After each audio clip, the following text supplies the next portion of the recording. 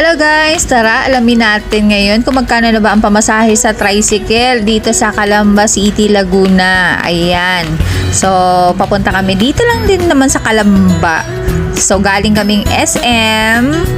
Then, siguro mga 2 kilometers away ang pupuntahan namin. Sobrang lapit lang, kaya nga lakarin. Kaya lang try natin kung magkano na ang pamasahe sa tricycle.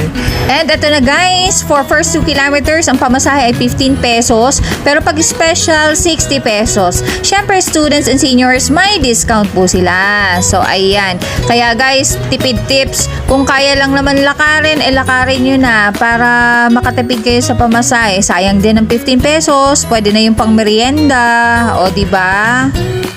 And pag naglakad ka, syempre, exercise na din yon. Maganda yun for health. Sa panahon ngayon, we need to learn how to spend wisely.